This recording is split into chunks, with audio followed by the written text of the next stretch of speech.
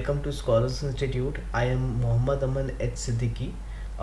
हम class 9th में chemistry का चैप्टर नंबर 1 पढ़ रहे थे, that is matters in our surrounding, जिसका मैंने लास्ट के 2 लेक्चर्स में आपको सबसे पहले हमने बेसिक से स्टार्ट किया था कि मैटर क्या होता है। Anything which occupy space and having a mass, उसको हम मैटर बोलेंगे। कोई भी ऑब्जेक्ट जो स्पेस ऑक्यूपाई करे और जिसके पास कुछ अपना मास हो, उसको हम मैटर बोलेंगे, राइट। उसके बाद हमने ये देखा था कि वो जो मैटर है वो बहुत छोटे छोटे स्मॉल पार्टिकल से मिल के बनता है, ठीक है, जिसको हम एटम्स बोलते हैं। और जितने भी मैटर हैं उनके पार्टिकल्स की जो कैरेक्टरिस्टिक्स है वो ही उस मैटर को डिफाइन करेंगे कि वो सॉलिड है, कि वो लिक्विड है, कि वो गैसेस है। तो मैंने आपको पहले भी बताया था कि केमिस्ट्री का ये चैप्टर नंबर 1 में हमें मैटर के पार्टिकल्स की कैरेक्टरिस्टिक्स के बारे में बहुत डिटेल में पढ़नी है, जिसमें से कुछ कॉमन कैरेक्टरिस्टिक्स मैंने आपको बताया था लास्ट लेक्चर में कि the particles of matter are very very small. ये इसकी फर्स्ट कैरेक्टरिस्टिक्स थी, जो क्योंकि एक एग्जांपल भी दिया था कि एक ड्रॉपलेट था वाटर का, एक स्मॉल ड्रॉपलेट कई मिलियंस ऑफ पार्टिकल से कंबाइन होके बनता है, जिसको हमने प्रीवियस लेक्चर में देखा था। जिसने पहले का वीडियो नहीं देखा है तो मैं रिक्वेस्ट करूँगा कि पहले आप पहले के वीडियोस देख लो, उसके बाद यहाँ पर कंटिन्यू करना, ओके। सेकेंड कैरेक्टरिस्टिक मैंने पढ़ाया था, the particles of matter have space between them. जो मैटर के अंदर जो पार्टिकल्स हैं उनके बीच में क्या होता है, स्पेसेस होती हैं। थर्ड कैरेक्टरिस्टिक्स हमने पढ़ा था, the particles of matter are constantly moving. जो मैटर के जो पार्टिकल्स हैं वो हमेशा मूव करते रहते हैं। इसमें मैं आपको इनसेन स्टिक यानी कि अगरबत्ती वाला एग्जांपल दिया था कि अगर आप अगरबत्ती को एक कॉर्नर में जलाओगे तो उसके गैसेस पूरे तरफ फैलते हैं। क्यों फैलते हैं? बिकॉज जो उसके पार्टिकल्स होते हैं वो एक जगह से दूसरी जगह मूव करते हैं, राइट। तो ये इसका एग्जांपल दिया था। Fourth, the particles of matter attract each other. जो पार्टिकल्स होते हैं मैटर के अंदर के, उनमें एक अट्रैक्टिव फोर्स होता है जिसको हम बोलते हैं इंटरमॉलिक्यूलर फोर्स ऑफ अट्रैक्शन। ये वर्ड भी लास्ट लेक्चर में मैंने आपको समझाया था कि इंटरमॉलिक्यूलर फोर्स ऑफ अट्रैक्शन का मतलब अट्रैक्टिव फोर्स, दो पार्टिकल अपने आप को आपस में बाइंड करके रखेंगे, राइट। तो ये सारी कैरेक्टरिस्टिक्स हमने लास्ट लेक्चर में पढ़ी है। इसके कुछ एग्जांपल्स आपको यहाँ पर देखने को मिलेंगे। फर्स्ट मैंने बताया था कि particles of matter are very very tiny या वेरी वेरी स्मॉल। इसके लिए ये पोटेशियम परमैंगनेट वाला मैंने आपको एग्जांपल दिया था। जिसने भी नहीं देखा होगा इसके पहले के वीडियो या नहीं मिल रहा होगा जिसको, तो इस वीडियो को पुश करके आप यहाँ पर रीड कर सकते हैं, राइट। तो ये पोटेशियम परमैंगनेट का डाइल्यूशन वाला मैंने आपको एग्जाम्पल दिया था, ठीक है। Next, particles of matter have space between them. Particles के बीच में स्पेस है। ये मैंने शुगर और वाटर को डिज़ोल्व करने वाला आपको एग्जांपल दिया था कि जब हम शुगर को वाटर में डिज़ोल्व करते हैं तो वाटर का जो वॉल्यूम है वो राइज नहीं होता।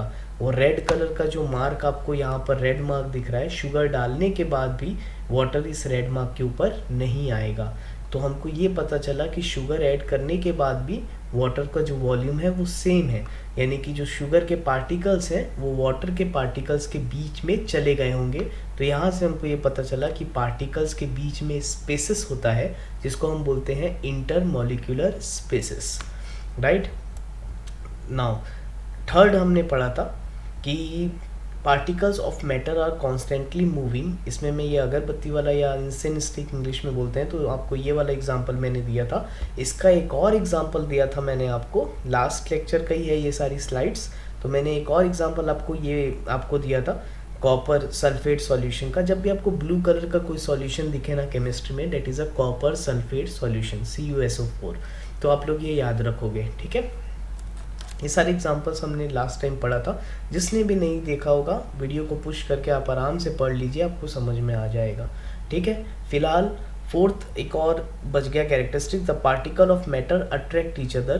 तो एक बहुत अच्छा सा डायग्राम मैंने आपको यहाँ बताया था कि अगर ये कोई एक सॉलिड ऑब्जेक्ट है तो उसके अगर हम अल्ट्रा जूम करके देखेंगे तो उसके पार्टिकल्स हमको इस टाइप के कुछ बाउंड नज़र आएंगे। सारे पार्टिकल्स एक दूसरे से चिपके होंगे या एक दूसरे से बॉन्ड बना के रखेंगे, ईजिली ब्रेक नहीं होंगे। इसको हम बोलते हैं कि पार्टिकल्स के बीच में फोर्स होता है जिसको हम बोलते हैं intermolecular force of attraction, right class. यहाँ तक हमने देखा था, ये स्लाइड्स तक देखा था। आगे हम पढ़ने वाले इसी से रिलेटेड आप के लिए एक सैम्पल प्रॉब्लम है, इसको आप रीड करोगे और आंसर दोगे। पहले इस वीडियो को पुश कर लो, आराम से क्वेश्चन को पढ़ो और खुद से आंसर करने की कोशिश करो। ओके, चलो फिलहाल मैं आपको इसका आंसर बताता हूँ। क्वेश्चन देखो क्या है, what happens to the sugar when it dissolve in water, question mark. यानी कि हमको बताना है कि जब शुगर को हम वाटर में डिजॉल्व किए तो क्या हुआ। तो सबसे पहले जब आप शुगर क्रिस्टल को वाटर में डिजॉल्व किए तो शुगर के जो स्मॉल स्मॉल पार्टिकल्स हैं वो वाटर में ब्रेक होंगे, राइट। तो शुगर का जो सॉलिड क्रिस्टल था वो छोटे छोटे पार्टिकल्स में ब्रेक होना स्टार्ट होगा, ये फर्स्ट स्टेज में होगा, राइट। नेक्स्ट क्या बोला है, वेयर डज द शुगर गो, तो शुगर गया कहाँ डिजॉल्व होने के बाद। तो शुगर जो वाटर के पार्टिकल्स के बीच में जो स्पेस था वहाँ पर शुगर के सारे पार्टिकल्स चले गए, ठीक है। यानी शुगर कहाँ गया, शुगर इंटरमॉलिक्यूलर स्पेसेस के बीच में चला गया, यानी पार्टिकल्स के बीच में जो स्पेस होते हैं वहाँ शुगर के पार्टिकल्स बैठ गए, right. What information do you get about the nature of matter from dissolving of sugar in water, यानी शुगर को पानी में जो हमने डिजॉल्व किया था इससे आपको क्या पता चलता है, मैटर की कौन सी प्रॉपर्टी पता चलती है। तो हमको पहली प्रॉपर्टी ये पता चलती है कि मैटर बहुत ही छोटे छोटे टाइनी पार्टिकल से मिलके बना है, और दूसरी चीज़ हमें ये पता चलती है कि मैटर के पार्टिकल्स के बीच में स्पेसेस होते हैं जिसको हम इंटरमॉलिक्यूलर स्पेसेस बोलते हैं। इसका आंसर भी मैंने यहाँ पर लिखा हुआ है, तो आप लोग इसको अच्छे से रीड करोगे और कॉपी में नोट डाउन कर लेना। नोट्स आपको वैसे ही बनाने हैं जो डे 1 से मैंने आपको बोला था, तो अच्छी तरीके से इसको पढ़ लेना, आंसर देख लो, इससे आपकी काफ़ी सारे प्रीवियस जो मैंने लेक्चर लिए हैं वहाँ के बेसिक आपके इसके क्लियर हो जाएंगे, ठीक है। आगे बढ़ते हैं हम। Next, what is rigid and what is fluid. तो देखो ये बहुत इंपॉर्टेंट है, अच्छे से समझना। रिजिड क्या होता है, रिजिड का मतलब होता है हार्डनेस, टफ, ठीक है। वो चीज़ जो ब्रेक ना हो, इजीली ब्रेक ना हो, उसको हम रिजिड बोलते हैं, ठीक है। तो अगर मैं रिजिडिटी का डेफिनेशन बोलूँ तो आप रिजिडिटी को क्या बोल सकते हो कि रिजिड मीन्स अनबेंडिंग और इनफ्लेक्सिबल। अनबेंडिंग का मतलब वो ईजिली बेंड नहीं होगा, और इनफ्लेक्सिबल का मतलब सेम है, ईजिली बेंड नहीं होगा। जैसे कि आपका मोबाइल फ़ोन, आपके laptop, table, right, they are solids, आप उसको बेंड करोगे तो ईजिली बेंड नहीं होगा, तो दे आर हार्ड, तो they are known as a rigid substances. आया समझ में। A stone is a rigid because it is unbending और inflexible. Stone is another example of a solid, right. Next, अब fluid किसको बोलेंगे। अगर रिजिड का मतलब हो गया हार्डनेस, टफ, अनबेंडिंग, तो फ्लूइड का मतलब क्या हो गया, तो फ्लूइड का मतलब होता है the substance which can flow. आपको 1 लाइन में मैंने डेफिनेशन बताई।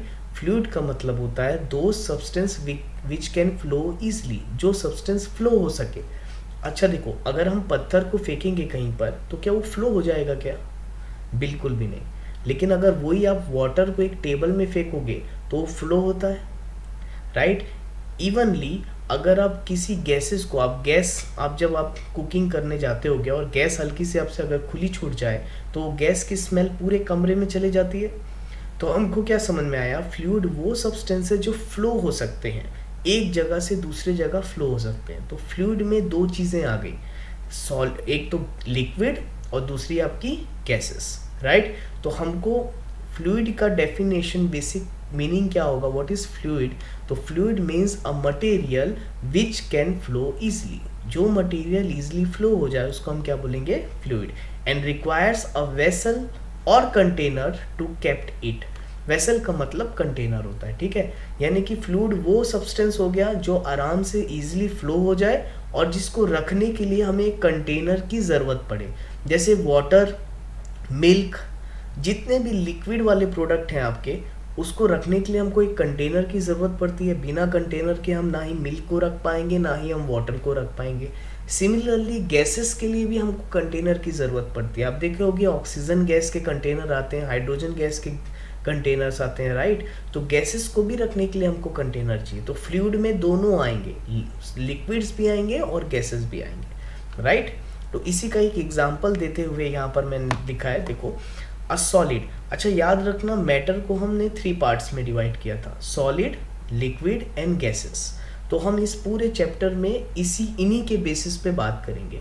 तो रिजिड में क्या आ जाएगा हमारा, कौन सा मैटर आ जाएगा रिजिड में, सॉलिड आ जाएगा। और फ्लूइड में कौन सा मैटर आ जाएगा, liquid and gases, right.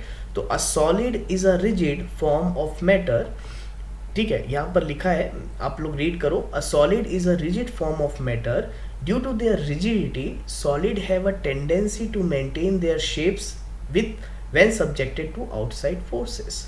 Solid rigid substance है, इसलिए जब हम बाहर से फोर्स लगाते हैं वो अपना शेप और साइज चेंज नहीं करता।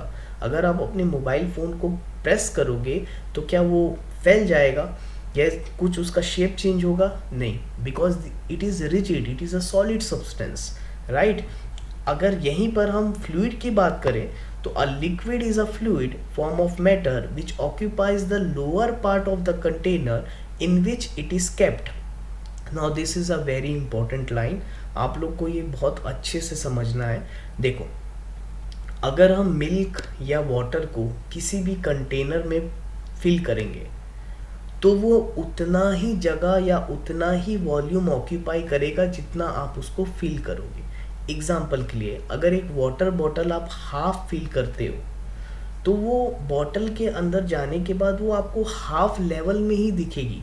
ऐसा नहीं दिखेगा कि वो उड़ रहा है पानी और पूरे बॉटल में भर गया, ऐसा कुछ होता है क्या, बिल्कुल भी नहीं। अगर हम बॉटल आधी भरें तो हमको हाफ ही दिखेगी, लेकिन गैसेस के केस में ऐसा नहीं है।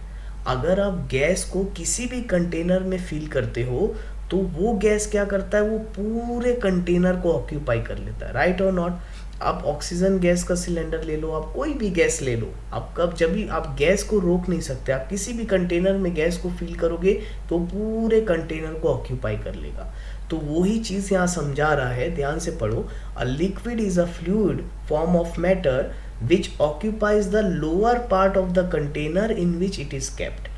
जितना आप उसको फील करोगे वो उतना ही पार्ट कंटेनर का ऑक्यूपाई करेगा। A liquid does not fill the whole container, पूरा होल कंटेनर नहीं फील करेगा, जितना आप करोगे उतना ही वो फील होगा। Again a gas is a fluid form of matter which fills the whole container in which it is kept. वहीं गैस के लिए आप जितनी भी छोटी सी भी थोड़ी सी भी वॉल्यूम में अगर गैस आप किसी भी कंटेनर में रखते हो तो वो पूरे कंटेनर में ऑक्यूपाई, अपना पूरा स्पेस ऑक्यूपाई कर लेगा। आया समझ में। Again it is a important point. तो ये लास्ट की 2 पॉइंट इंपॉर्टेंट है, ये आप लोग अच्छे से याद रखना, इससे रिलेटेड आपको क्वेश्चन मिल सकता है। तो क्लियर है यहाँ पर कि what is rigid, what is fluid, और सॉलिड किस में आएगा हमारा, रिजिड में आएगा, और व्हाट लिक्विड और गैसेस हमारा किस में आएगा, फ्लूइड में आएगा, राइट। आगे बढ़ते हैं। नाउ देखो, अब ध्यान से आप अगर आप इस डायग्राम को देखोगे तो देखो सॉलिड के पार्टिकल्स के डायग्राम आपको कुछ इस टाइप से नजर आएंगे, कॉम्पैक्ट नजर आएंगे, एक दूसरे से चिपके हुए एकदम स्टिक टू ईच अदर, और they are very compact, complex structure होगा उनका सॉलिड के पार्टिकल्स का। वहीं लिक्विड के पार्टिकल्स के बीच में आपको थोड़ी सी फ्लेक्सिबिलिटी दिखेगी, फ्लो होते हुए दिखेंगे उसके पार्टिकल्स, थोड़े से पार्टिकल्स के बीच में आपको स्पेसेस दिखेगा। वहीं पर जब आप गैसेस के पार्टिकल्स देखेंगे तो उनके बीच में बहुत ज़्यादा स्पेस है, उनके बीच में आपको कोई भी बॉन्ड नज़र नहीं आएगी, एक दूसरे से भागते हुए नज़र आएंगे, राइट। तो याद रखना ये डायग्राम ही काफ़ी है ये पूरे तीनों मैटर के प्रॉपर्टीज़ को डिफाइन करने के लिए। तो इनके पार्टिकल्स के ये डायग्राम आप लोग बहुत अच्छे से याद रखोगे, क्योंकि ये डायग्राम की हेल्प से हम आगे जाके ये तीनों सॉलिड, लिक्विड और गैसेस तीनों की प्रॉपर्टीज़ को हम डिफाइन कर लेंगे with the help of simple diagram. आ रहा है समझ में, वो हम आगे के लेक्चर में देखेंगे। फिलहाल इस डायग्राम से हमें एक चीज़ तो समझ में आ गई कि सॉलिड फ्लो नहीं हो सकता, क्योंकि बिकॉज इसके जो पार्टिकल्स के स्ट्रक्चर हैं बहुत रिजिड हैं। अगर हम पत्थर को कहीं फेंकेंगे वो जहाँ गिरेगा वहीं रहेगा, वो फ्लो नहीं हो सकता because it is rigid nature, right. वहीं लिक्विड और जो गैसेस हैं वो क्या हो सकती हैं, दे आर फ्लूइड्स, फ्लो हो सकती हैं, right. Next, classification of matter as solid, liquid and gases. अब ये हमारा एक इम्पॉर्टेंट टॉपिक है कि हम सॉलिड, लिक्विड और गैसेस को कैसे कैसे क्लासीफाई करेंगे। तो इसके बारे में डिटेल लेक्चर मैं नेक्स्ट में बताऊंगा। अभी बस आपको मैं थोड़ा सा बेसिक बता देता हूँ कि how we can classify solid, liquid and gases on the basis of the properties of their particles. उनकी पार्टिकल्स की प्रॉपर्टीज के बेसिस पे हम तीनों को क्लासिफाई करेंगे। ठीक है, अभी सिंपल सा, on the basis of physical states all the matter can be classified into three groups, right? यानी फिजिकल स्टेट के उसमें हम सारे मैटर्स को तीन कैटेगरी में डिवाइड किए हैं, solid, liquids and gases. For example sugar, sand, iron, wood, rocks, minerals and ice are solids. Water, milk, oil, kerosene, petrol, alcohol are liquids. Air, oxygen, hydrogen, carbon dioxide and steam are gases. तो फिलहाल ये classification of matter हम next lecture में पढ़ेंगे। आज जितना भी पढ़ाया हूँ होपफुली आप लोग को समझ में आया होगा, और जिनको थोड़ा बहुत भी डाउट है तो प्लीज़ पहले के लेक्चर्स एक बार रिवाइज करें। अब हम कंटिन्यू करेंगे क्लासेस, तो थैंक यू स्टूडेंट्स।